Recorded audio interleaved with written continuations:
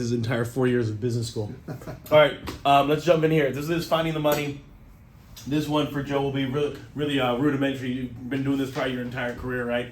In finding the money. So somebody said, I don't have the money, or I'm spending that money else places. Is number one, first tip when it comes to finding the money is the client needs to understand is they need to pay themselves first. Okay.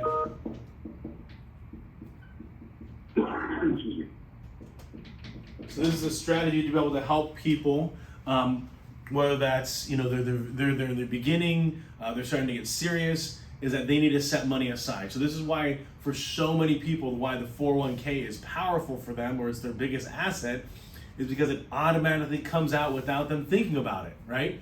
And so that's why when it comes to, I think somebody had asked about like monthly, there's like almost no insurance company that will do like a monthly bill pay where they're gonna send you a letter and you're gonna pay it that way.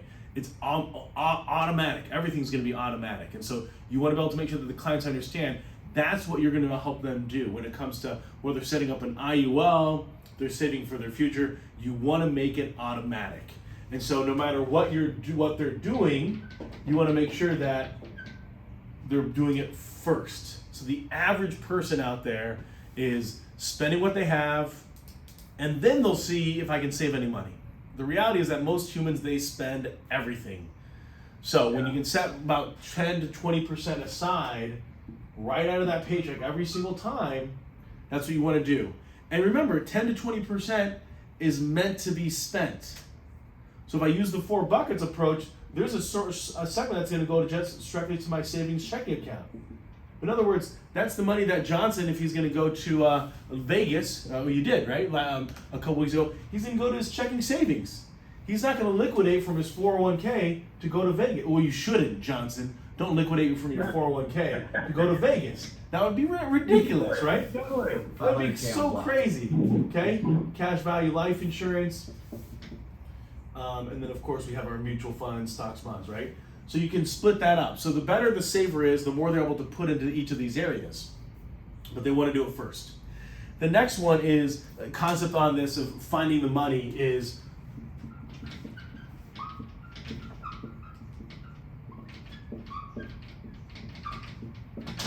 to look back the last 90 days on their bank statement. That can give you an idea of what is the average cost to run the house, okay? Because when you can identify, because most people don't run on a budget, and the average person, the idea of a budget will send them into anxiety. It'll make them clam up. I don't find it very valuable. Joe, you probably you remember the old MetLife days. They probably told us remember to like break it down, like sit down with the client. Hey, David, so how much are you paying in your mortgage? How much are you paying for electricity? How much are you paying in your natural gas, right? And you kind of go down those laundry lists. How much are you paying in daycare and dry cleaning? Yeah. And at the end of it, he's like, I'm spending too much money on everything. And so it basically gives him an aneurysm. And now, why can't I get a hold of him? Because I made this guy go through every single line item. And now he's totally stressed out. So I don't find it super helpful to kind of go line by line. But I can just say, hey, go into your app. How much did you spend in May, in April, and March? Almost every quarter that you do this, you look at it, you're gonna have some big spending, and you're gonna have the natural pullback. So what I find is a lot of times people will spend a lot in December. November, they were prepping for it. And October, kids are back into school, they're not really doing anything. And then, but come January, because they spent so much in December, they're pulling it back. February, not really much going on. Kind of, it's one of those work months. And then in March, there's spring break, right? Now it's spending. And so almost every quarter, you kind of see people, they have a little bit of a high spend, and then they have a pullback, right? And so you see that a lot of times, and you look at somebody's budget for 90 days as a history, you can help them identify where's the money going. I find it to be really helpful for them because what they'll end up doing is going, oh my gosh, I'm paying $270 for my cable bill and $20 for Netflix. And what is it, $8 or something, $6 to $7 for Disney Plus and $50 or $60 for YouTube TV. But I'm still paying Comcast or Xfinity $250 for that cable bill, and nobody's watching cable. And so a lot of times you'll find these different bills that are automatic that clients go, oh my God, I need to get rid of that, right?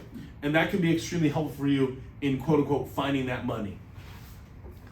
Hold on, man, it needs to come back in. All right. So in the finding of the money, if they tell you that they have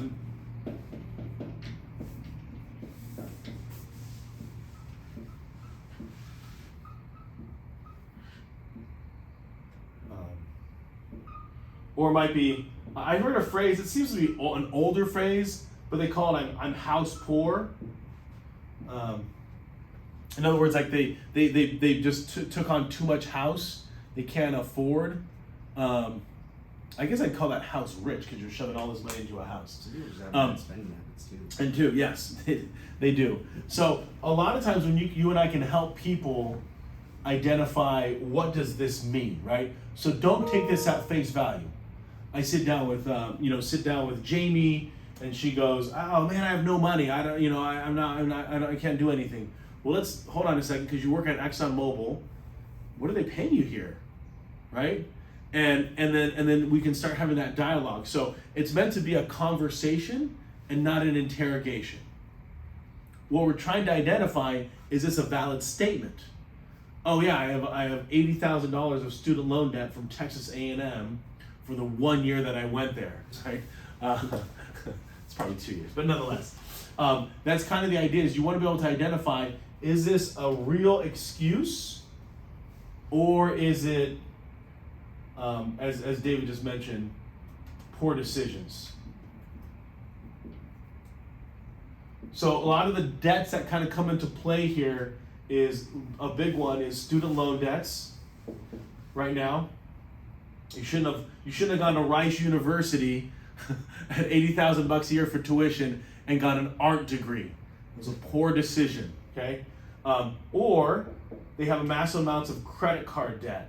Okay, so this is credit card debt that was silly. Johnson decided to go to Vegas, and they said, "Hey, why don't you do some gambling? You can use your credit card." He goes, "Oh, cool, I get points." And next thing you know, he's got $10,000 on the roulette table that he lost in a matter of minutes. Again, not a good use. Vegas will take any currency, by the way. That's just the way they're wired out there. The last one that I find to be really difficult for people, but the reality is their house and car is killing them.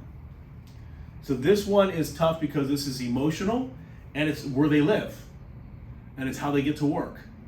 But it's very common to run into somebody and they were making good income, and then all of a sudden they maybe went backwards, and all of a sudden this house is too expensive to hold, or that car note is just far beyond their capabilities.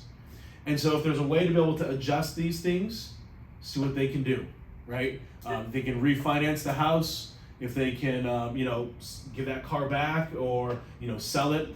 Selling cars actually right now is probably pretty good. It's a pretty good heyday for most used cars. The problem with this one, though, when we start having people have a look at this, is emotional. So I remember I sat down with a guy. He had an MBA. Okay, he was about 45 years old. He worked for Harley Davidson. He pulled in like about $150,000 a year of income. And him and his wife had built a house, $300,000. Didn't realize that when I build this house, it's going to be worth more in valuation and property value than what it costs me. And your property tax is not included in the mortgage. So unfortunately for him, when I sat down with him, he had $120,000 of credit card debt. He paid $8,000 a month for his mortgage and his property tax, and he was already 1 year behind on his property tax of about I think it was $7,000 exactly what he owed to his county, right, for property tax. The problem that he had was he in order to get out of the problem that he was in, he needed to sell his house. Because on $150,000 of income, his first paycheck, because he got paid twice a month, one paycheck went all to the mortgage and property tax. Half of the next paycheck went there as well. So his house was literally killing him financially. Emotionally, though, he couldn't let go of it. So there's different kind of bankruptcies. So he ended up having to do like Chapter 7, I think, which is allowed him to keep the house and refinance the other terms. But that is grueling. That was brutal. That was 2009. That was the old problem with the housing market. On that, sometimes high income earners can fall into these problems. The next one that I will highlight for a lot of clients is the divorce. Okay, that will literally annihilate their financial situation because it cuts everything in half. So if there's equity in that house and someone's going to live there, the other person's then going to get that equity out of that house in some other way. Okay, so surprisingly, good people to network with are divorce attorneys. Just again, if you're married, make sure you let that spouse know that you're going to be networking with divorce attorneys. It's not a reflection on your current relationship. Okay, don't call it a current relationship either. So that's just a good tip for those of you that are out there. All right, so that's finding the money. Any questions on that concept?